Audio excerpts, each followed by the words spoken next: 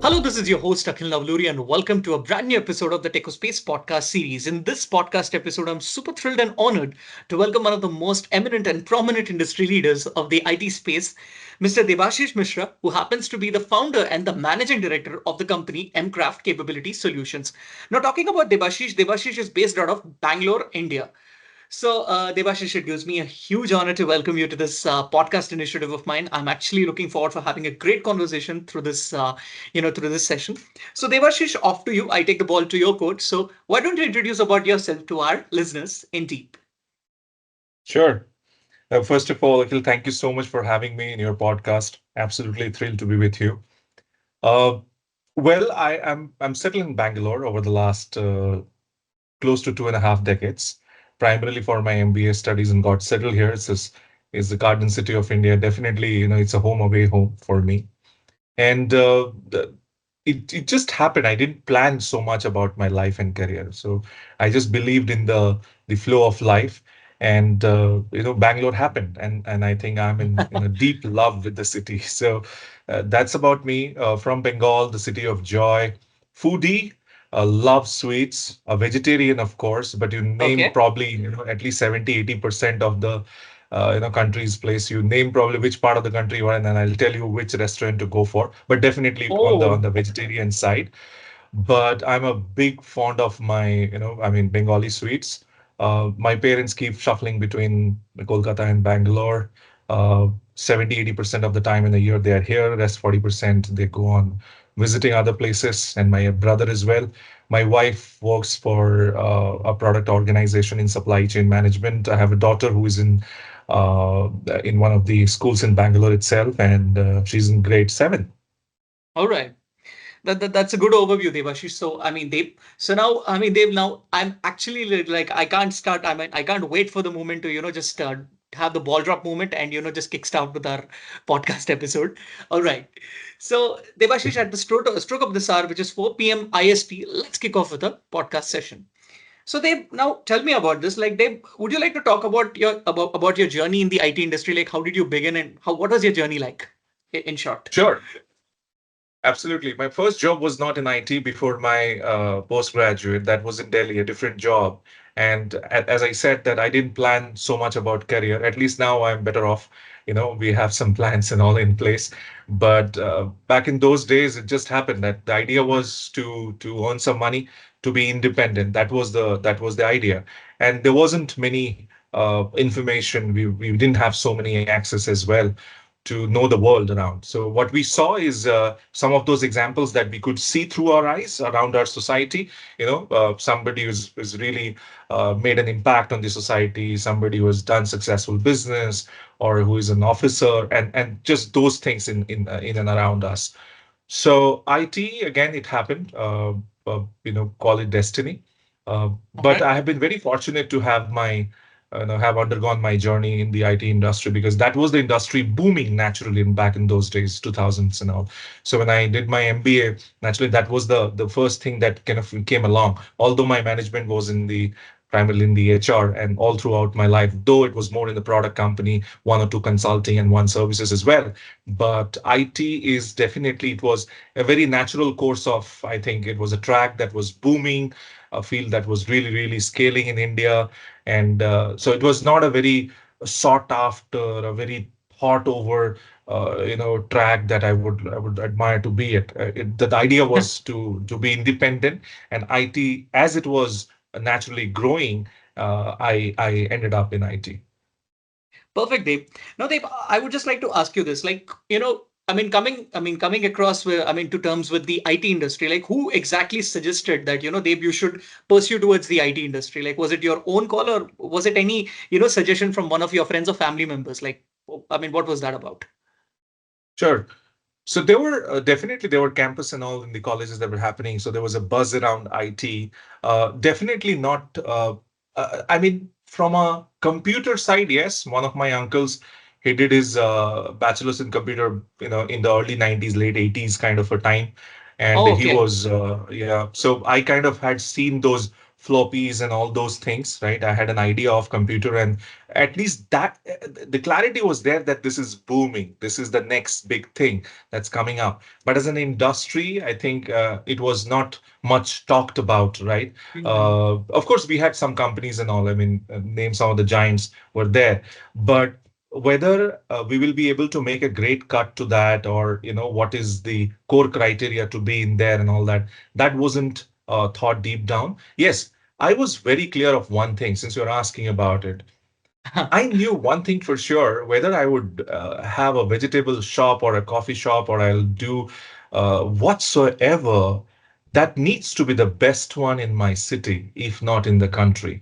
That needs to be the Yeah. best one. So I believe that whatsoever you do, add that pinch of salt, which is called passion. So if you add passion to your work, Yeah. uh, the Exactly. magic starts, right? So as we began our career, this was, this was it. I mean, this is what we have to do.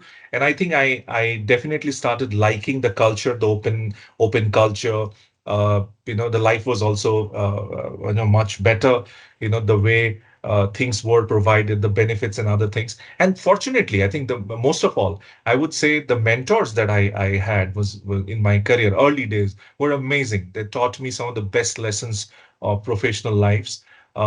So I owe a lot of regards, and a lot about my life goes back to them as well. So what I have become, I think there are lots to catch up. It's just the beginning, but whatsoever I have been able to achieve so far, accumulate, achieve, access, experience, a lot goes to those mentors as well. So uh, it would be inappropriate not to talk about or count on them, that my life, at least majority of professional life, it goes to them and their learnings and teachings on me. So they've left a profound impact.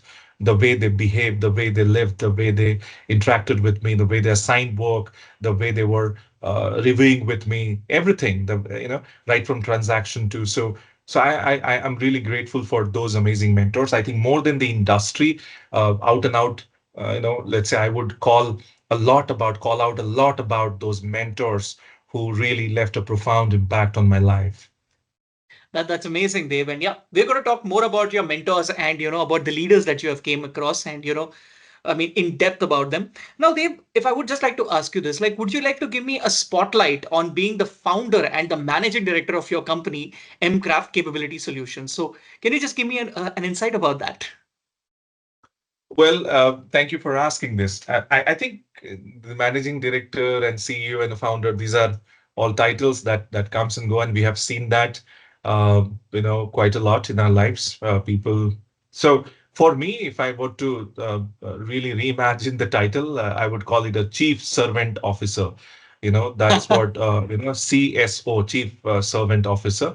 Uh, I mean, CSO, if I say, then the people may think Chief Strategy Officer or Chief Sales Officer, but that's why I kind of abbreviate to the full form, the Chief Servant Officer. So I think the idea of holding these titles is to really be committed and in the service to the organization. So Mcraft, largely, I would say it was it it is something that is born out of heart. I would say, a straight born out of heart, marinated in I would say passion, and baked with purpose. That's how, because I'm a foodie, and I'm kind of I'm bringing that analogy from the food side. So there Yeah. was a longing desire, of course, having worked with industries for so long. And fortunately, my longest stint in a company was 6 years. Otherwise, I Mm. didn't stay in a company for so long, because I think for me it was I was never settled. So the aspect that I was always worried about, if you are comfortable being comfortable, there is a problem. You should not be comfortable being comfortable. Whenever the comfort comes in, it's time to make yourself uncomfortable. So the idea was, Okay, harsh right? one. So how can you constantly disrupt yourself rather than being disrupted? And there are times that you feel that you have contributed, you're done with the place, right? At the place, and move on. So I think 6 years was my longest tenure, close to 6 years in a company. So I worked with different organizations as well. Small, so I've seen both the worlds. Some of the structured organizations of 100-150-year-old companies on the planet, and I've seen companies which are just about 3 year, 2-3 year of age, right? So both the worlds, the processes and highly process driven to complete chaos. That there was nothing absolutely, right? So I've seen both the spectrum of the world, and I think I have had my great learnings from both these extremes, right? So Mcraft was definitely a longing. I would say I waited for some time before I got into this journey. That hey, we have to do that. But I was taking time to really be sure that what is it that I would choose, because this is my, I would call it a second innings of my life. The first innings, more than 2 decades, I've already contributed to corporate and employments and all. And this is the second innings that I have, is to create employment, make an impact on the society, bring some changes in the realm that we are operating in. So I think largely it goes back to those deep passion. What I was trying to understand, what's my true north star, right? What is it that I really want to pick up? And then I felt that and as an observer, I think my profession as an HR was also such that you have to be an observer. And Yeah. fortunately, some of those learnings and experiences that have gone in the past have taught me this. So I think deep down, I I feel that I started feeling for it when I see the disparity that exists in education started bothering me. And to me, right after right after oxygen and water, more than food and sleep, something that is needed in life is education. So how do we Exactly. really democratize education is what my I felt my heart is beating for.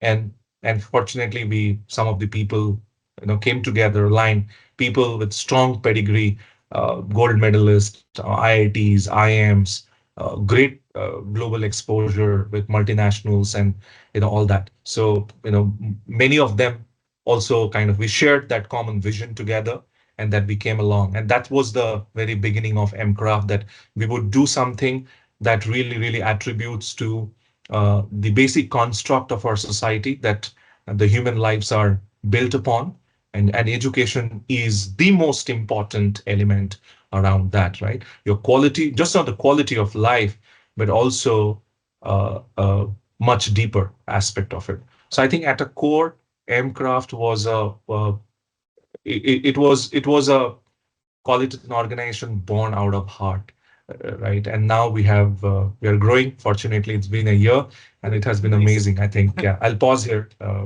So That's brilliant. I mean, I just am, I was totally like inclined towards, that insights that you were telling about Mcraft and the way it was born out of. I mean, it was totally pure conviction and pure love for the people to provide education. So that's a very good start, Dave. I really wish you all the best for this, for this success with respect to Mcraft. But the conversation thank you. doesn't end here. It just, I mean, it's going to go more. All Sure. right. Yeah. So now, Dave, I mean, we just were talking about how, about your tenure. Now, I want to like to understand. I want to, understand like about more about your company. So I want to know that, like, would you like to give me a deep insight about your company, MKraft Capability Solutions, and what are the key areas currently that your company is currently focused for the future? Sure. Um, I'll take a couple of minutes maybe to answer, and you please stop me if you have a parallel question or any emerging question that you have around that. So as a company, we have three, call it verticals, right? Primarily, one, we continue to work with corporates and multinationals and startups and all in the space, because naturally, we have deep expertise, exposure. Uh, the senior most person in the team he's 83 now. He's Naim Ahmedabad, the class of 1971. He's 83 now, and he's got 57 years of experience, industry experience.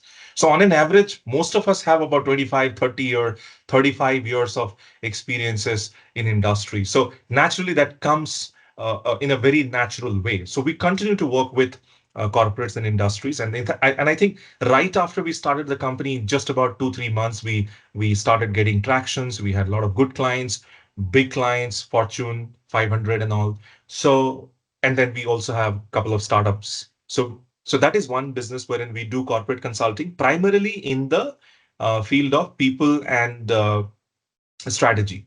That's our forte. So culture, leadership, organization development, talent, capability, these are our core areas of consulting work.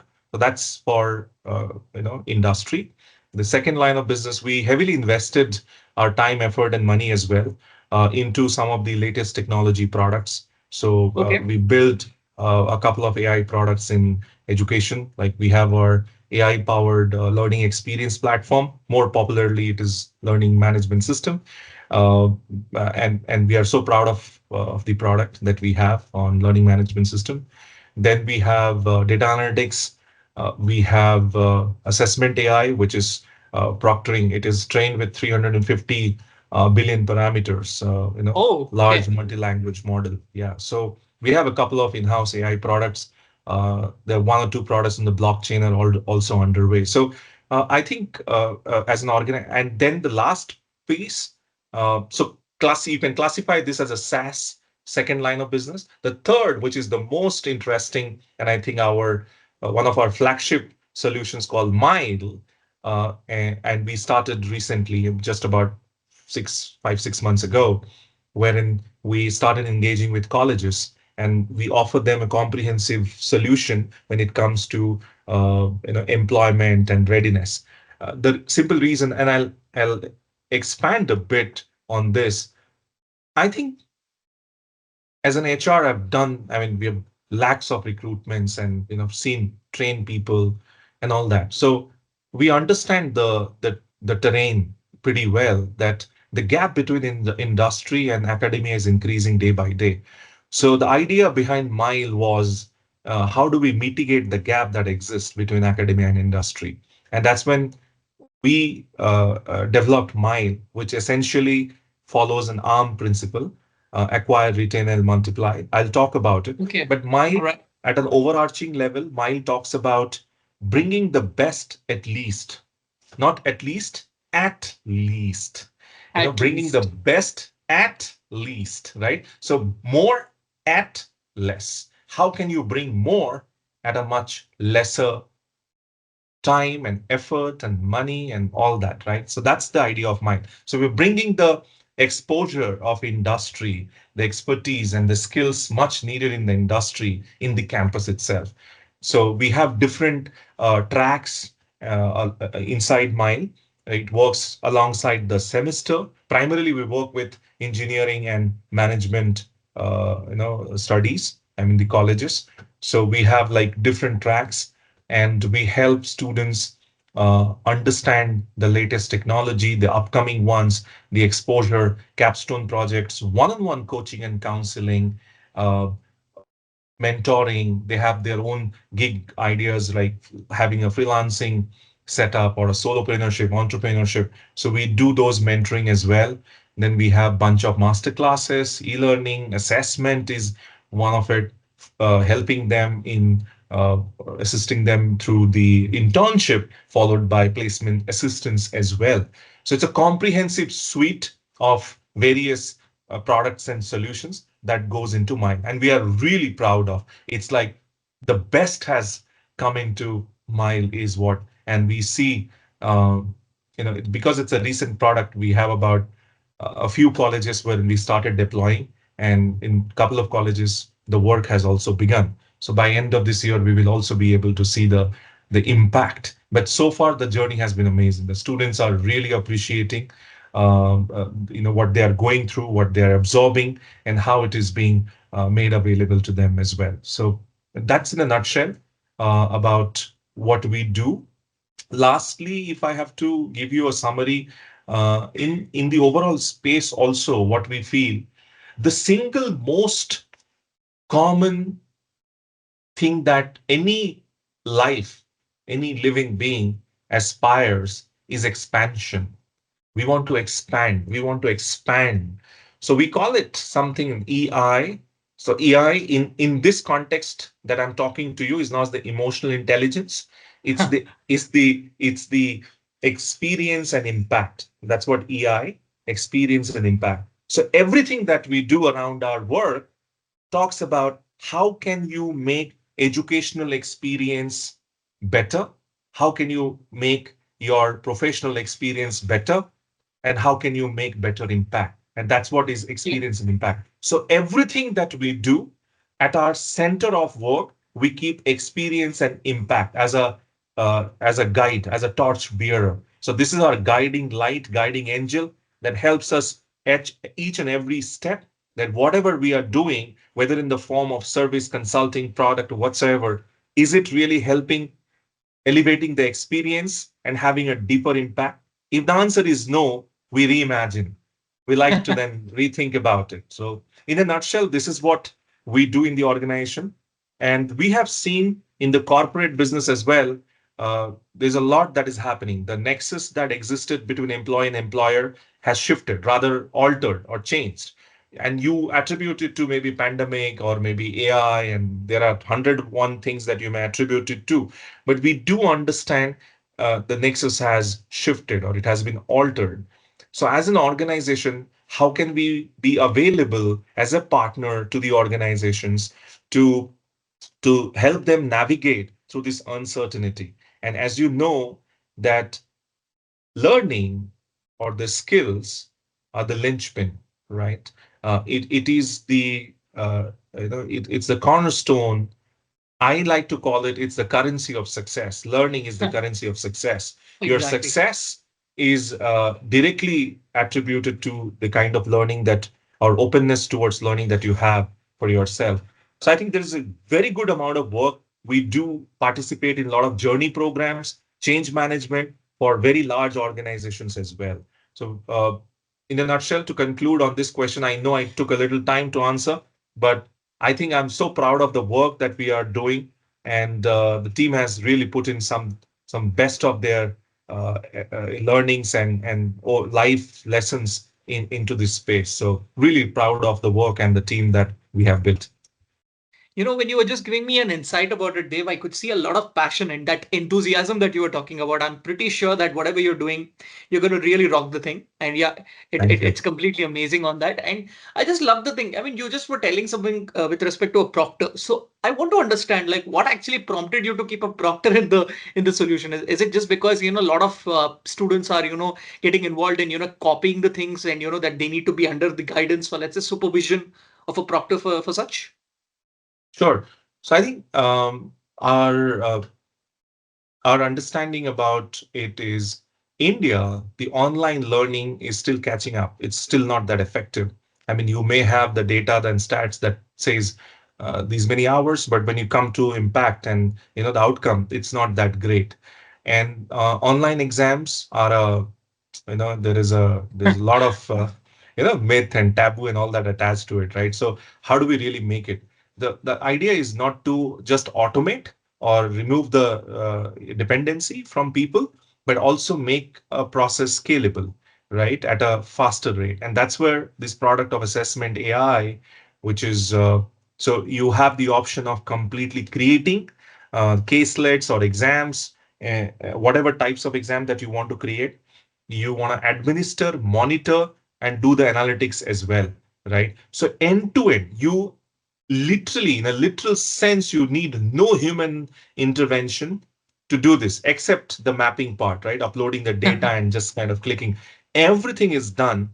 And this tool it is capable of capturing your retina movements, your facial expressions, and all that. And it alarms you if there is a background voice coming or your face is tilting onto other sides. So it does alarm you that, or you cannot alt shift, I mean alt tab on toggle around other screens and all that. So it kind of goes to Yeah. that detailing as well. So I think safety, credibility of the online examinations are also important.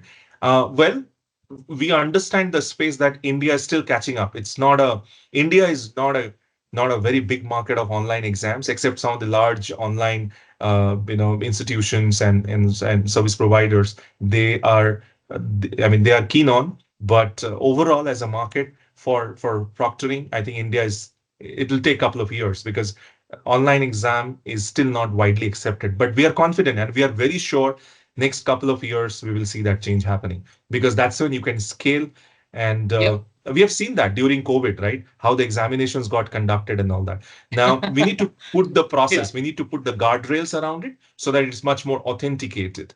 But the need has definitely been shown that the more agile your systems and processes are, the better you are in terms of making it available for everybody.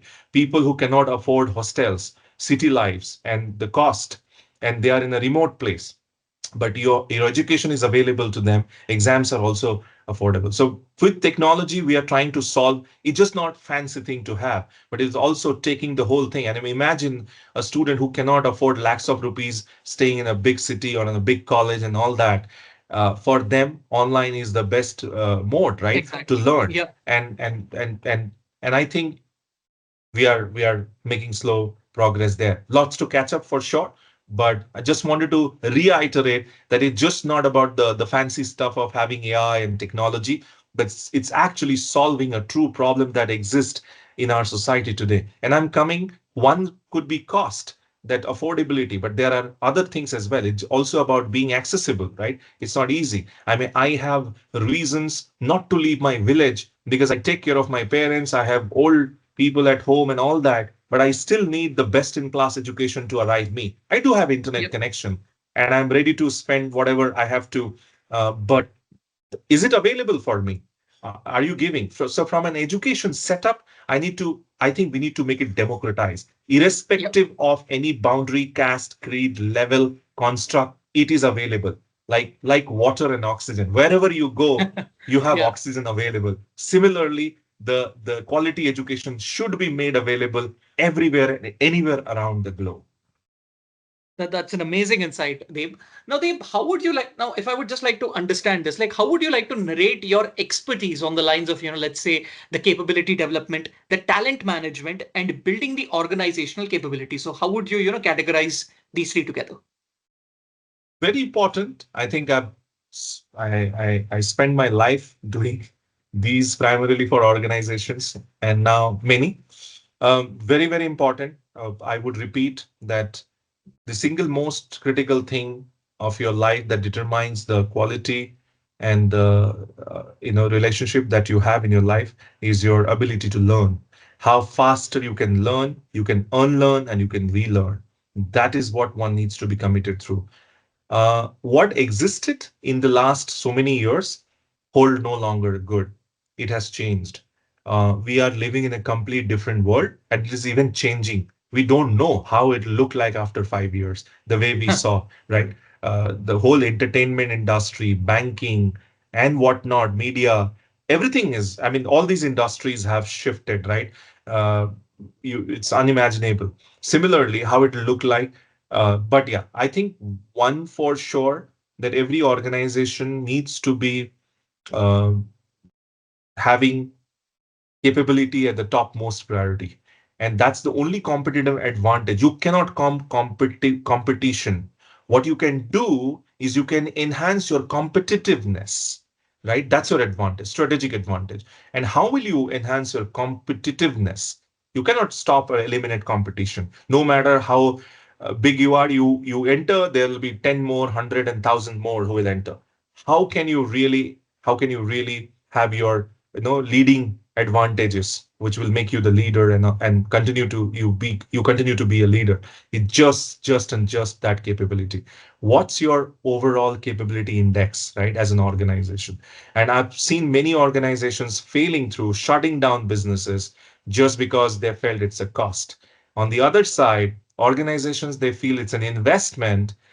You see some of them, they have been living over 180, 200 years and 100 years and whatnot.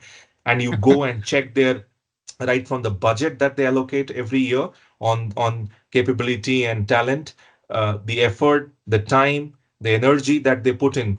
It's a very strategic pillar that they carve out in their overall plan, not just 1 year, but even 3 year, 5 year plan. So they invest heavily from energy, time, effort, and money as well. And that's what the advantage. If you look at some of the top 10 or 20 organization surviving over 100 years, you will find capability, learning, and talent is the most common and probably the number one or number two reason behind it. It is not their amazing product and the service. Amazing product is a outcome.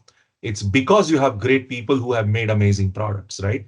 It's because you Yep. have great team and great culture and probably great ecosystem. You have great service, right? So any organization you look at living or the top ones have amazing effort and energy being directed towards capability. So I think it's not an option whether to have or not. It is the sooner you have it and you have it with passion, the Yep. better your journey of organization will go. Otherwise, all the best. I know. You need to, have a progressing kind of an approach when you're going to, follow these postulates for sure. Yes, absolutely. Because whether you want it or not, your competition will throw you out. It's ruthless, right? That's how market is. I know. Market doesn't understand any emotion. It's ruthless. So It's in ruthless market, completely. either you are performing or you're out of. People want to see performance. So in market, Yep. whether your product and service is performing and you they are paying you for, or they'll say thank you, and you will see your share price going down. You will see your customer rating going down, NPS, all that is going down. So we have seen that many organizations shutting their doors for various reasons, right? So yeah, I know that's a harsh reality, but again, yeah, that's how it works. That's how the cookie crumbles.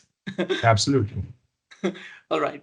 Now, Dave, if I would just like to ask you this, like, what is your take on the importance of, let's say, the organizational development, then the leadership development, and having said that, the talent and learning space in the IT industry? Very good question. I think as an industry, IT has been evolving, right? Nothing is Yep. staying permanent.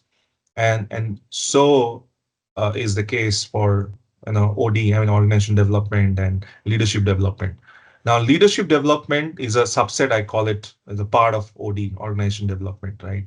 So and talent development as well. So OD is an overarching, it's an ocean, overarching thing, and LD, leadership development, talent development. These are all subsets of OD. Now, many organizations outsource this because this is also a science in itself, and this is also evolving. The priorities that you had set out to be successful 5 years ago hold no longer good anymore. I mean, the book is redundant. That playbook is better no existence, right? So has no existence today. So for me, importance is utmost. I mean, to just to summarize my take on it, importance is utmost. And I mean, this is a topic that I can talk like days together because Yeah. this is life. This is life. We have been doing it, but I just and I think people understand that, so I don't have to repeat. And so for me, it is definitely important. The idea is how well you are aligned to your need. The idea of having an OD function, I like to classify into primarily three, four broader aspects. One is the relevance. Is your OD and LD practices or what is the relevance of your org goal, your true North Star, right? I mean, your KPIs, your goals, and all that, your relevance. Second, is it attributing to growth? Is it helping you to grow? Whatever growth rate you have defined and all, is it helping you grow? Number three, is it helping your practices sustain? Right. And number four, is Mhm. it helping you scale? So relevance, growth, sustainability, and sustainability and scalability. These are four important things that your OD practices should attribute to.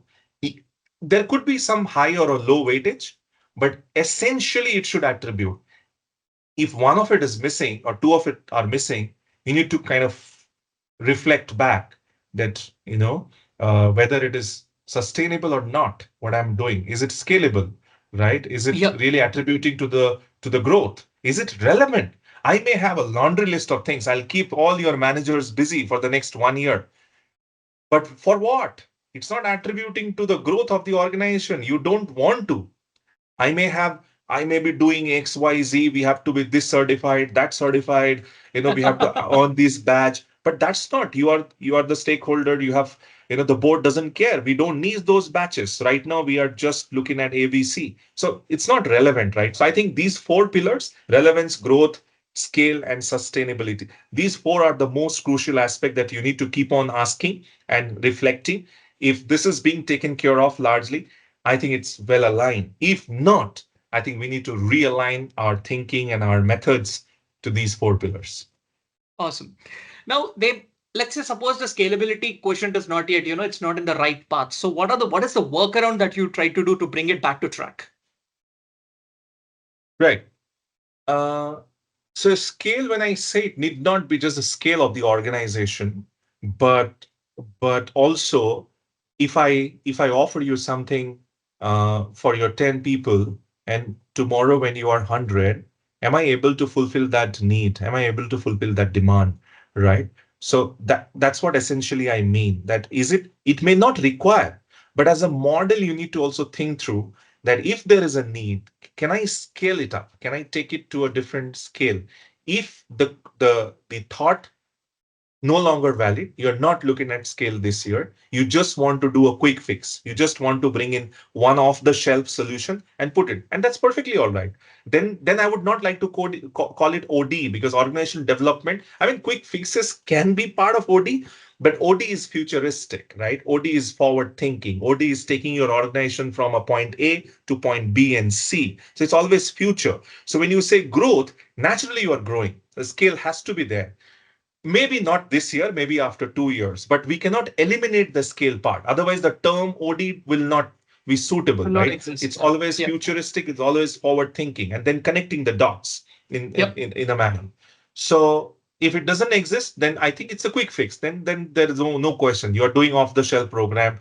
Just do whatever initiative, Diwali or a Christmas or an Eid event, happening once a year. And we all celebrate, we'll enjoy that. But you're clear about it. It's not attributing to, uh, you know, organizational growth, or there is no goal or a KPI as such, right? It's just that good to have, or a feel good kind of an initiative or a program or an intervention that you are driving, which is perfect. Perfect. But you need to set out that goal, that, okay, this is what I'm doing it for. But when your goals are high and ambitious, these four pillars are your navigation map. This is your, yes. I think you would say that it's more like a playbook. I mean, these three pillars are like a playbook. Yes, I always, I mean, we like to always go back and check on the first is the growth and relevance, right? And the next two are, of course, sustain and scale, these two. But I understand these two could not be your priorities maybe right now, but you need to answer it. If your answer is no, it does not, we don't need it, that's perfect, right? But having that question is important. Right. That completely sums up the point, Dave. Now, Dave, I'm pretty much curious to ask you this. Like, Dave, can you just give me an deep insight about the tech aspect about, with respect to, MCraft solutions and MCraft Capability Solutions, and what are the back-end technologies and methodologies that your company has been employed to, create that best solution that we were just talking about earlier? Sure. So I think the best person would be our CTO, or our, the tech lead. Um, Yeah, I'm more into vision and goal and both side. Of course, I we worked in IT and we have a fair understanding, but I'm not an expert. So I think we use the latest ones. I mean, we have projects on blockchain, we have projects on cloud computing and all. The latest technology. I mean, these products that I mentioned to you are all on artificial intelligence. So naturally, React as a, we have a couple of, people who worked on, React, JS and native as well. Yeah, I mean, we also had one person on PHP, very old programming language, right? But essentially, we use, of course, AI is the heart of the work. I mean, The heart of from the a world, tech yeah. side, right? Yeah. So on the tech side, so needless to say that we have bunch of people on the AI part. But I have a take on it.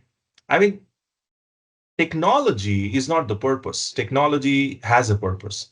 So I think more than uh, being proud of the technology we work on, we are proud of the problem that we are solving through this technology as an organization. Exactly. So for Exactly. me, Yeah. what gives me the kick is not the name, or because it will change. Today, you may be kicked about X technology. After 6 months or 1 year, you will find it, oh, this is boring, outdated, and all. But and then the motivation lacks. So I think what Yeah. is what gives us the inspiration, where we draw our inspiration from, is not the technology alone. It is just the means to an end. But what is the purpose it is solving? What's the problem it's attributing to? That is what I think gives us the motivation to draw from and work towards. So that's how I would look at your question. But yeah, I mean, we definitely have the best of latest technology, and AI is a center of our work. So that goes Center without of saying. excellence. Yeah. Absolutely. Yeah, It's not about the technology that you have end of the day. It's about the result that you give and how well you're able to articulate through that. absolutely. What are you solving for? Yeah. What problem are you attributing in the society, right? That's what I think gives more kick and motivation and draw your inspiration from Yeah, and all yeah. that. So yeah, yep. Agreed. That completely, gives me an idea on that. Now, I came to know that you came from a HR background. So coming from a HR background, how did you able to align yourself with the tech aspect of the organization in the IT industry? I think I answered this almost like every alternate, or maybe at least about 3-4 times a week. Many people ask me this question, so I'm used to Okay. now. I think I'll script my answer, but let me not come back to you with my. I'll give you a very different thought process. See, we have different shades as human beings, right? We are not just one. In totality, we are just one, but we have different shades. Different shades, yeah. Now, I different shades, right? Sometimes out of my passion, I also cook at home. So once in a month or so, I tell my family that it's my day and I'm gonna cook. In the last 1 year, that one day is not too often. It had hardly occurred in the entrepreneurial journey. It has hardly occurred. It would have occurred 2-3 times in 1 year. But earlier, it was there for sure. At least a day, sometimes two in a month. I cook and I'm a decent cook that way. And some people appreciate. It doesn't mean I will choose, cooking, or I'll become a chef. Mm. I know my limits. I know my, passion. And so, in one life, you play different roles, right? Some are your hobbies, some are your responsibilities, some are your interests, some are your passion, and all that, right? And largely you try to do a justice with it. So I don't see life in a very exclusive lens. I have learned to harmonize the the synergies of life. So it's one. Mm. It's in totality, it's just one life, It's one. and you have different Okay. shades, right? HR, I mean, yes, I have done HR, but look at me, I am a human being. And so HR or marketing or sales, I'm learning sales, and I'm leading sales. So there's a lot of learning that comes in. Of course, I did my some diploma and all during my years from AppTech, but I didn't want to pursue my technology path. I was more inclined towards, let's say, management, MBA, and these were my choices. But I think it doesn't mean I have no interest. I love paneer, but not that I hate beans or potatoes, right? It's just that I Yeah. love paneer, but I do eat beans and potatoes and tomatoes as well. So, not that because I love paneer, I will only eat paneer. It's not, it's good, Yeah. right? So, because I Yeah. spent Yeah. 2.5 decades in HR, I should not continue to be in HR. I should also do Yeah. something much more and all. And I think we have Definitely. been doing quite a Definitely. justice. And on a Yeah. on a concluding note, every organization, tech has been definitely a part of the role, whether it is bringing HRMS systems, LMS, or automations and all that. So, and it has always been there, because I've seen technology more from the lens of serving my purpose. I have seen that more as a means to an end. So, and that's what I don't do it, but I know how to leverage on technology and take it and finally make it more impactful to the purpose that I am committed to. And that's what I'm doing currently. Yeah, you have great technologies at the center of the work that is being played. Do we identify ourselves as a tech company or product company? No. Are we a consulting company? At least I say no, we are not. Are we a service company? No. All these are means. We are a capability partner. That is what I Yeah. like to identify. Oh, okay. I think So now we, Yeah, yeah, yes, Dave. Sorry. So, Akhil, many people, because we have a lot of tech products, SaaS products, are we a tech company? You can categorize ourselves as a tech company, right? We do a lot of consulting. Chunk of our revenue comes through consulting. Are we a consulting company? No, I mean, I don't want to confine my boundaries. One of my mentors said when I was, I just told him, I am sick. Oh, he just repeated, oh, you are sick? So far, I thought you are Dev. And he said, I didn't understand. He said, oh, you are sick. I'm so sorry. I was thinking all this while you are Debashish. Now I know you are sick. So I'll call you a sick. I mean, and then we had a dialogue. So what he essentially told me, do not do not confine your identity in just one boundary. Life is profound, and Yes. it's bountiful. I think if you can allow that to access you and you be available for them to access you, you need to really operate in a different realm of spirit, right? The spirit, right? So I think essentially uh, I know I've kind of spoke about it slightly on a different note, but I wanted to tell you this, that your identity is not, at least we are clear, we don't want to be identified as a tech company, or a service provider, or we do services as well, or a e-learning company, or a, let's say, ed tech company, or for an example, call it a consulting company. No, these are all means to an end. These are all means to an end. It is helping you. So you do consulting and services and products and A, B, and C because you have a purpose. What is the purpose? The purpose is capability. So we Capability. identify ourselves as a As capability capability. partner. Brilliant. So I think, that actually gives me an idea, and it fills in the blank for me, with respect to your company's name, MKraft Capability Solutions. So capability should be highlighted in bold letters, Dev, for sure. Absolutely right. I'll take it back to the marketing team as well, and maybe good suggestion. Yeah, yeah, absolutely.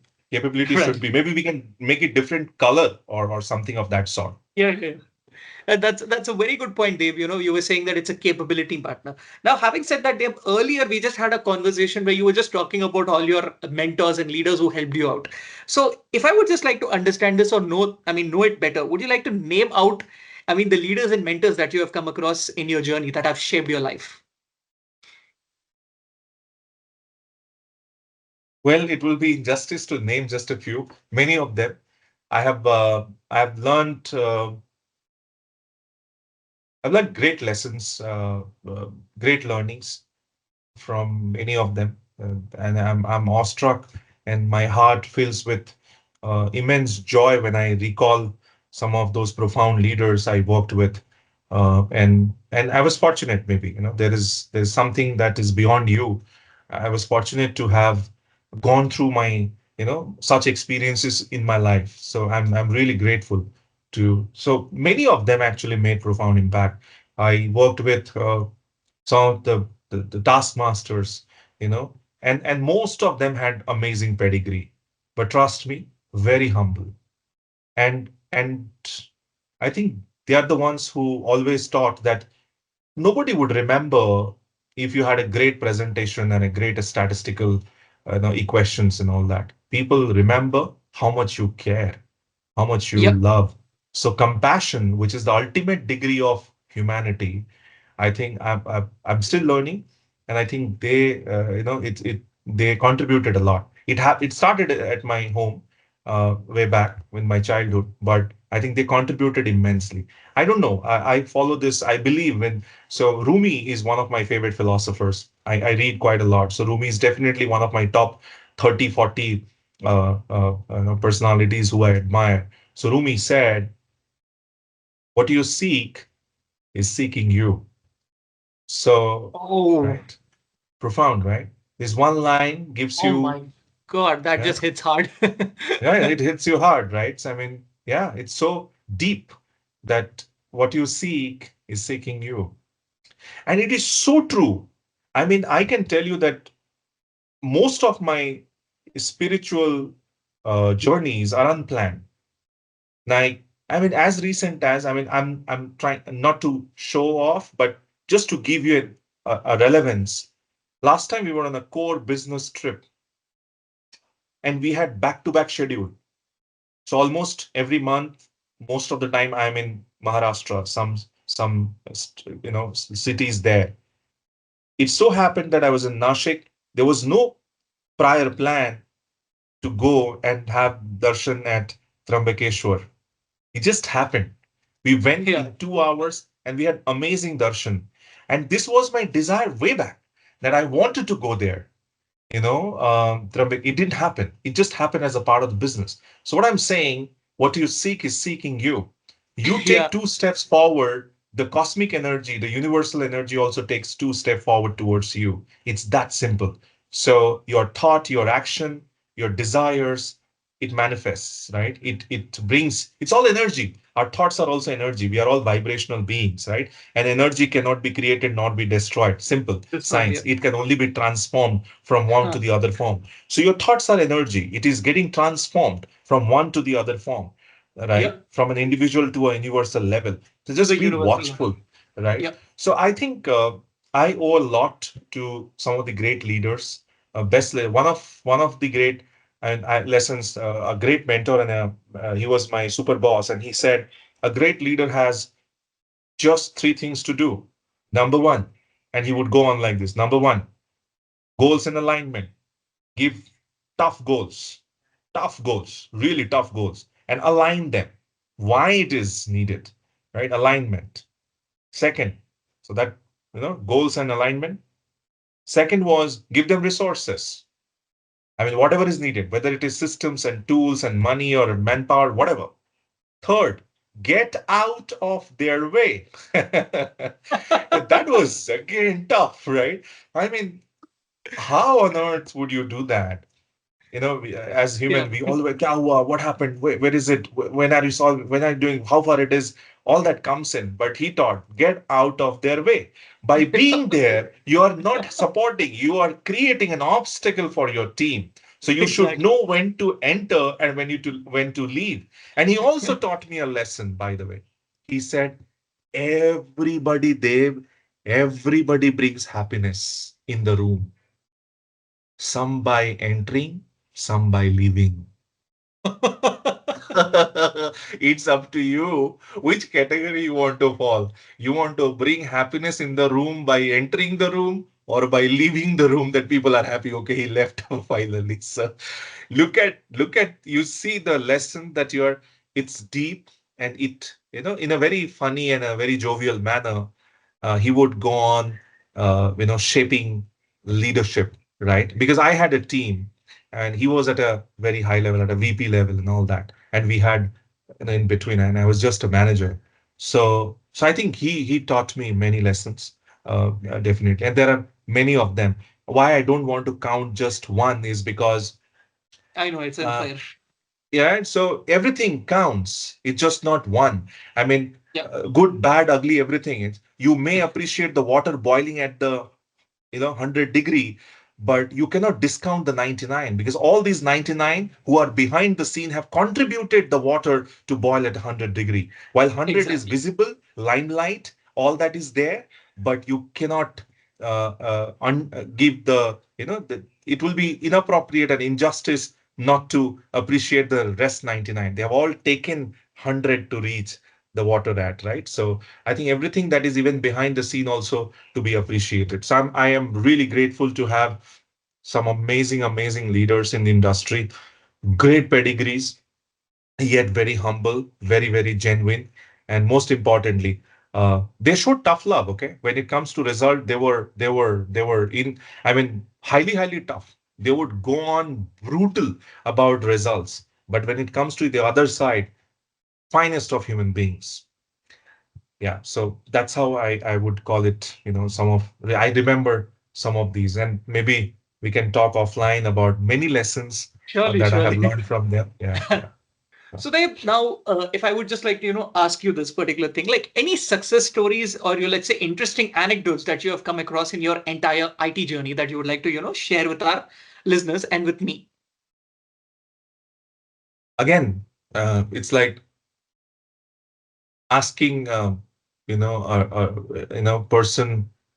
which page. You love the book, not just one page. So I very difficult to pick one, but I think I will pick probably one, and if it resonates with you. So this goes back to again a lesson that I had is um, storytelling, right? At the end of the day, we are all stories, right? You would remember your great grandfathers and all in the form of story. We will become stories one day, right? Oh, I had a manager. Oh, I had a colleague. Oh, I had my grandfather, grandmother, all that, right?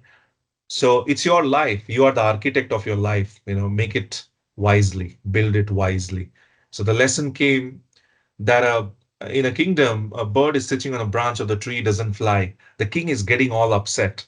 He gives the challenge to the entire uh, people that whoever makes the bird fly will be rewarded. Some of the best intellectuals, highly educated people came forward. They saw the bird. The bird looked Helen Harty, nothing wrong, yet it didn't fly. They tried, but it didn't fly. Finally, the king is upset, and he's getting upset because he says that everyone in my kingdom has a freedom to live. Why this bird is not flying? And he's getting worried. After a couple of weeks, he gives this challenge: whoever in my kingdom makes a bird fly will have a special reward and time with me, and whatsoever you want, all that. So a retired farmer in his 70s takes up the challenge. Seeing at him coming forward and making the bird fly, most of the intellectuals and highly educated people in the village started laughing. Oh, we are so educated, we couldn't make the bird fly. You would make the bird fly. Let's see how. He comes forward, the retired farmer, and he makes the bird fly. And I think we all read that story. Do you know how the bird flew? He just came and he chops the branch of the tree. And as he chopped the branch of the tree, the bird flew. So I think that bird is the metaphor. My question, my thinking and observation and reflection is that who is that bird in your life? You have to have that bird in your life who will, I mean, the farmer in your life. We more often than not, I'm sorry, I'm saying that we become bird, no matter you want or you don't. We become complacent, sitting on the branch of the tree. You need that farmer. Who is that farmer? The question is keep on asking every month, who is that farmer? It could be your father, it could be your mother, sister, brother, friend, teacher, whoever, manager, I don't know. But you need to have some farmers like that in your life. Life is much more meaningful because they know when to chop the branch of the tree, because it knows the bird who's sitting on the branch of the tree is not afraid whether there's a stormy night, windy. It's because even the branch falls, the bird knows how to fly. The confidence in your capability. Again, we are using capability. You know how to fly. In And bullet that's why as you're well. not afraid of, right? So Yeah. I think it's important to have those farmers. And Mile, if you recall my, college flagship product that we have, Mile is that farmer. It chops the branch of the tree so that every Oh, bird flies, right? We call it the accelerator coach. The job of Mile is to chop the branch of the tree. The comfort zone will be broken so that you have the fly. But we make sure that when you fly, when we chop the branch of the tree, we make sure that you have the wings and you know how to spread the wings so that you don't fall off, right? So essentially, to conclude, very important lesson is that most often what happens is that we make a distance with those farmers because they are tough. They ask questions, they push us to the boundaries, and we make distance. That's not good. Just be careful whether what is the intent that they are pushing you to the boundaries. What is their intent? Why are they doing it? And if you find them in the role of farmer, you have a reason to be grateful too, because those farmers are important in life who will constantly pull the best out of you. right. That's an amazing explanation, especially like when you're sharing your anecdote, you just, I mean, explained it in the form of a metaphor and a symbolic, representation of a farmer in a bird story. That's actually remarkable. Dave, you're very good in articulation as well. Thank you so much. No, I mean, appreciate you say that, but I think as I said that I didn't prepare for this conversation. As you are asking me something, I'm more of an extempore guy. No matter where I go or whatever I speak, I believe in that what I feel, I express. And because, at least to an extent, I am sensitive about my behavior, to an extent. Largely, we are all learning in Yep. life. Yep. So I have that control. At least I would try not to hurt anyone's feeling and sentiments. That's the only thing I take care of. Rest, I don't. That third lesson, the Pillar. third The point, pillar. Yeah. Yeah. pillar, the third point, that get out of the way. So I Yeah. don't let my preparation, too much of preparation, come and make or be the hindrance in my way of natural Yep. flow. So for the water to flow naturally, you need to remove the boundaries. You need to remove the walls. So I let that happen. But thank you for your kind words. Really appreciate. Perfect, Dave. So now, Dave, I just wanted to understand this. Like, what was your drive and inspiration, to start your company, the MKraft Capability Solutions? Like, how did this, I mean, let's say the seed of the idea, implant in you? More inspirational, I would say. I was my heart felt for when I looked at the disparity, when I look at the the kind of leveling and all that exists in the society, and I really felt for it. So I used to go to orphanage and many such places and all, and I felt for it that I have something to do, not just this. And I think, and that's when it started, that how can I contribute in the society? And there are many things that you can do. You have environment and food and health and maybe many things. For me, it was education that resonated the most with me, uh, because that's what, to me, it's the most important element, for a civilized society and growth and expansion and all. So we chose. So that was the seed. That was the seed of, I would say, my inspiration. Second, of course, was I wanted to bring in and do something and probably build an organization wherein balance sheets are not just enough. We are not Mcraft. We make it very clear, we are not building business. We are building an organization. And that drives home a point for us, all of us, right? Building a business is different. Building an organization is very different. We are not Yep. in the valuation game. There are investors because we have revenues coming in, we are growing slowly. There are investors, they do approach and all. Some of them are in the circle, but we have been consciously not going and taking that route because we don't have an exit plan. At least, that, okay, you raise the valuation, make an exit and all. I mean, the idea is not valuation, but value creation, right? So we want to leave a positive and impactful legacy. And so that's why I said that building a business is different, a lot different than building an organization. You build an organization wherein business and a balance sheet is a subset of it. And if you do it right, you will build an organization, your culture that you'll be proud of. People will stay on, people will be aligned with the vision and shared vision and all that, right? It is about, your focus is clear. I'm not building a Yep. business, I'm building an Yep. organization. Right. And you would be surprised to know there are, I mean, out of many, we pay salaries, we have different setups, we pay salaries, and there are some people, they are working, at least five, six of them, full time, and they don't take any salaries, Oh, okay. right? Nothing. That's a huge disparity. Yeah. Yeah. So what I'm saying is they want to build this business. Why would somebody give you their 12, 14 hours every day, last 1 year, without expecting any return? Unless they see something deep and they feel connected, they would not do that, right?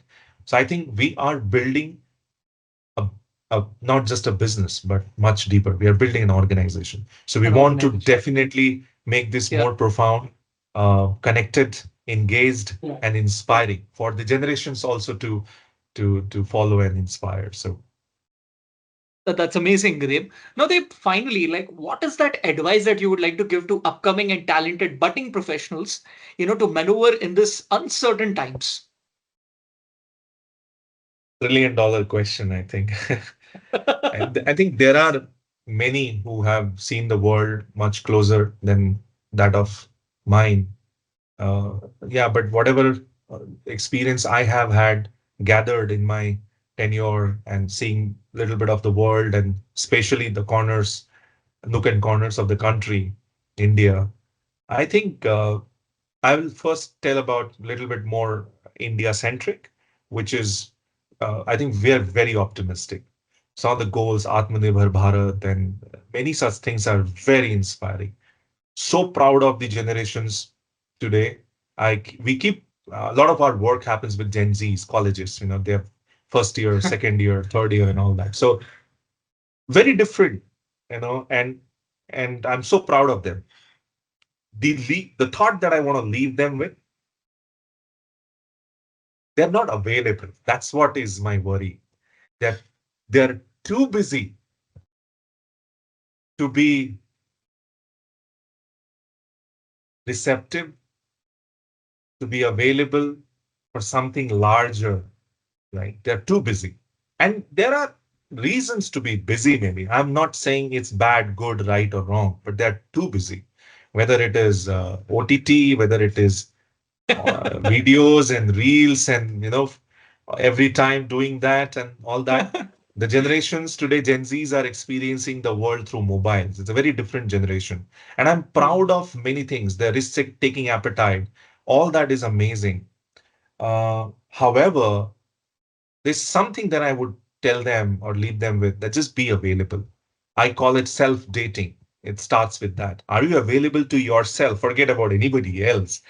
Are you just available to yourself? Do a self dating. And you may choose whether you want to do this self dating through meditation or a walk in the park, jog, stroll, music, whatsoever, or reading, but have that self dating, have that self me time and date yourself. Then be available, talk to your elderly people around you. When you are at dining table, just be available to them. It could be short, but being available, because unless you are available, nothing can access you. Yeah, If you're available, indeed. everything starts accessing you, right? Yeah. Then you may have your judgment whether what to take, what to refuse, what to imbibe, what to discard. All that decisions can come. But the first thing is, are you available? You need to be available. So that's what my recommendation. Just be more available to the magic unfolding around your life. The world is a magic, and let me tell you this. And as I said, says this, and this is profound. One of the biggest changes in my life was made through this learning. There are few books as well and few experiences, but I one quote, if I have to choose, I'll pick this quote. It has changed my life. What you see is seeking you. Is as simple as it is, It's an eye opener right? for sure. Right? That's what universe follows. It's that what you seek is seeking you. You cannot have your morning start with, I mean, you watch violence, you watch uh, war, you watch those things, and you expect a harmonious life, a blissful life, and a life gifted by God. Doesn't happen. Then you have to watch devotional stuff. You have to attune to the devotional things.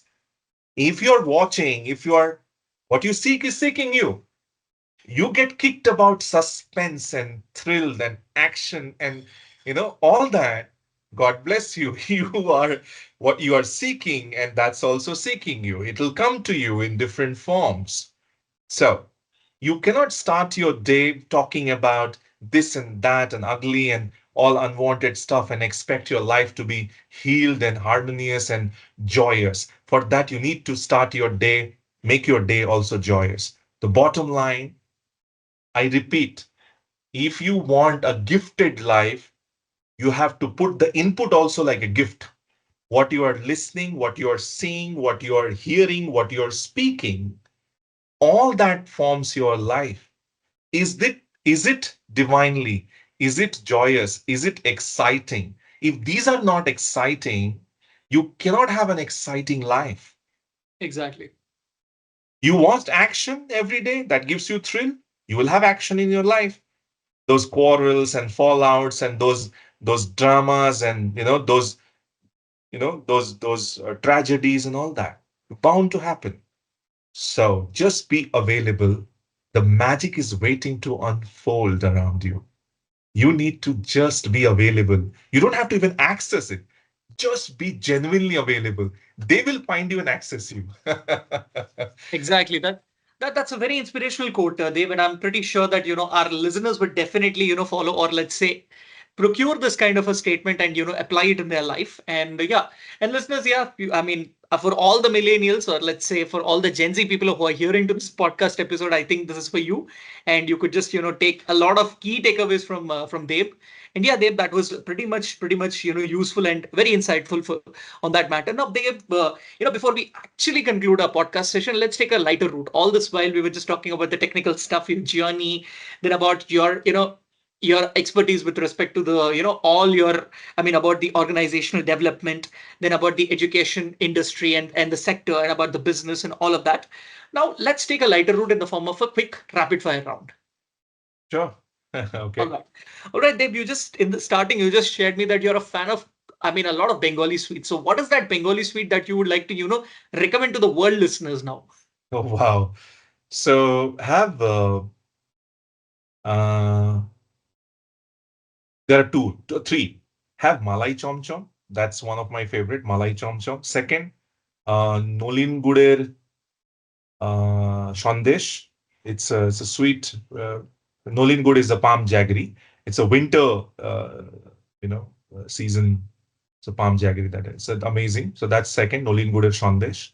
And then lastly, I would say a lot about some places I also like Rosho Monjuri. So they're authentic Bengali sweets, Okay. but yeah, all-time favorites of mine. Yeah. Now I'll ask you like two, like in this question, you'll have two kind of options, or let's say, two things to talk about.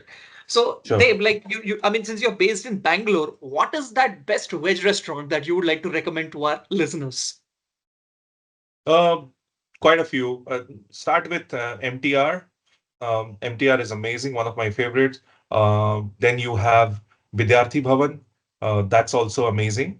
The third one, I would say, CTR, Malleshwaram. These three are one of my favorites. Yeah, a few of my Okay. favorites.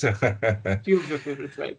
So if you ever go back to Bengal, like what's that vegetarian restaurant that you always like to, go to? Deshbandhu. Okay. Where is it based in? Is it based in Kolkata? Yeah, Calcutta. Yeah, Kolkata. All right. I think our world listeners will get a different idea now on the Indian dishes, like all of the, like, they have that pre-consumed, what do I say, that preconceived notion that Indian food is just this, but there's much more to that. Yeah, absolutely. That's a beauty. I mean, every state has its own delicacy, and I'm a huge Exactly. fan of even South Indian food. In fact, most of my favorite dishes are from the southern part of Okay. India. I also like Right. parathas and all. Not that I don't like. I love parathas and all, but I'm Yeah. more and naturally a large part of life is here. So I think it's a culture that even if you spend the whole life, you will only know little bit about the magnitude of the culture of India has, Yeah. right? Yeah. And this is amazing. And I have had the privilege. I've been to Assam and those side, the eastern part. I've not been to Manipur, Nagaland, that extreme, that side, but up to Assam, Upper Assam, I have been to. And I've been to this northern side, so west and all, keep going.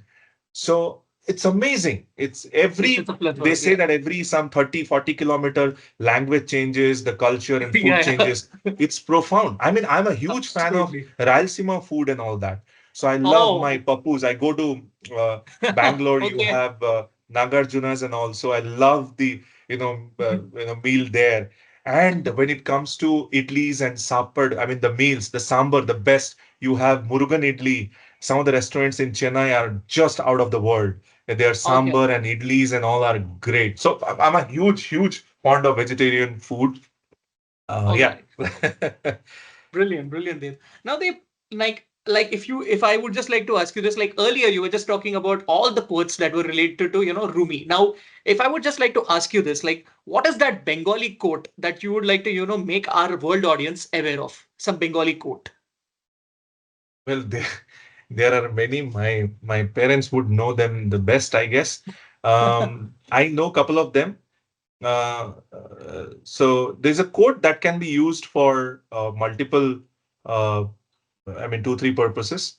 So one code that says, karo poshma, karo shorbonash. That means some in the same time, somebody is rejoicing and celebrating, and all that is great happening. On the other side, Yeah. somewhere it is also the tragedy and then sorrow and all that, right? So Okay. it's all right. So I think we should not get too much attached to our uh, accolades and possessions.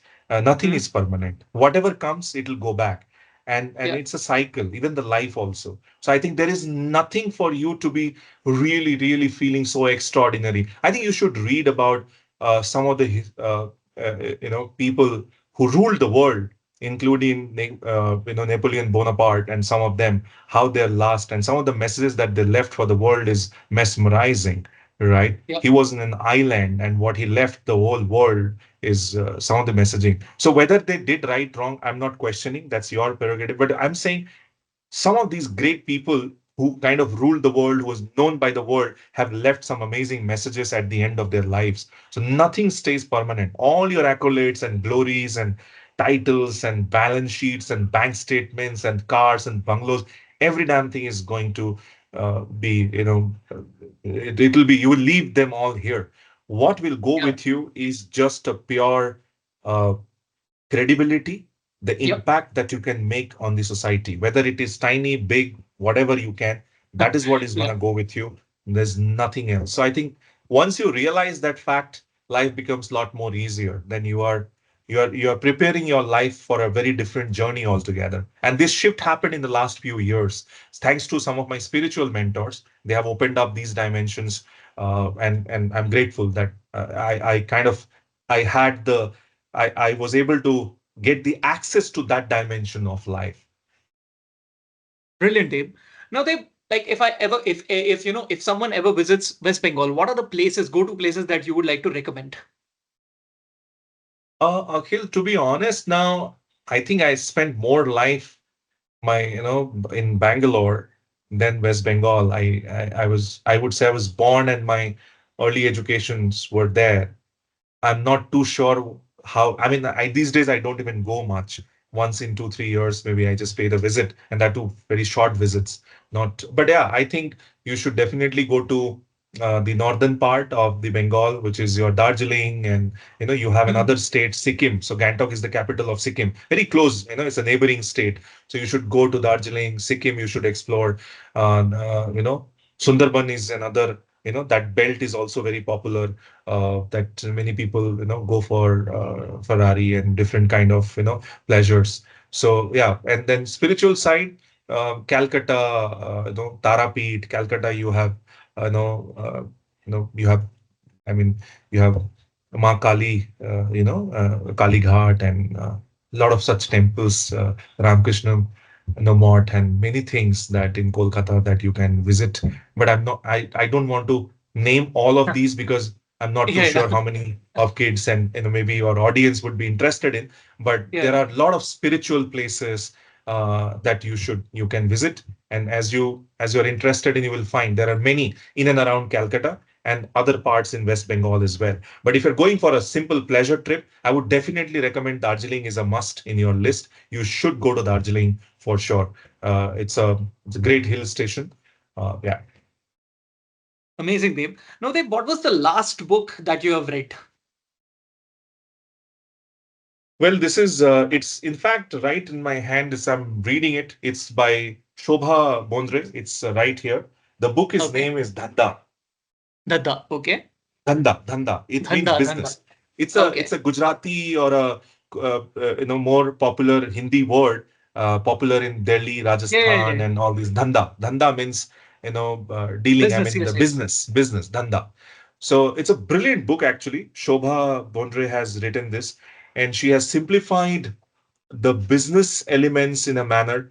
So these days I'm picking a lot of business books as well. So this is recommended by one of my friends, and I think I'm half the way through, and most likely in the next 1 week. This is not too much of a hour also I'm able to dedicate, but at least half an hour to 1 hour I do read, Yeah, and yeah, then yeah. I'm finding it really, really helpful. So I'll probably Awesome. leave you some notes or something on your link, Yeah, how I find Dhanda. But I have a great collection of some of the great books that I awesome. Yeah. will always recommend. Maybe I can give you the list of top 20 books that Gen Zs should prioritize. It's a book that is a to-do in life. They should read that in their lifetime. Yep. That's amazing, Dave. So, Dave, finally, thank you so much for taking time from your busy schedule and being part of my Space podcast initiative. It was such a lovely conversation today. Especially, you just took me through different realms of life and through different realms of the IT industry. And basically, the major thing that actually I was a bit captivated was by the capability management. Your company is a capability based company and written in bold letters.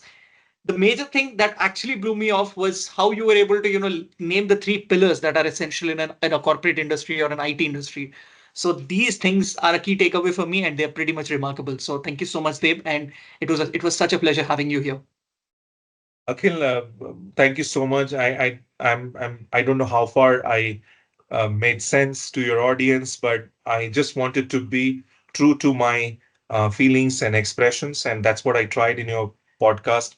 And I think you're doing amazing. Once again, I want to thank you for having me. And nothing busy schedule. Of course, we have limited number of time and hour, and we Yep. channelize. What matters is what you put on priority. So I'm really, really thankful to you as well for having me in your podcast.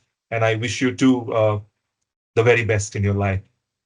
Thank you so much, Dave. So, listeners, this is your host Akhil Navluri signing off. We would be back with another podcast episode with another eminent industry leader very soon. Till then, keep listening. Take care. Goodbye. Stay tuned, and au revoir. Thank you.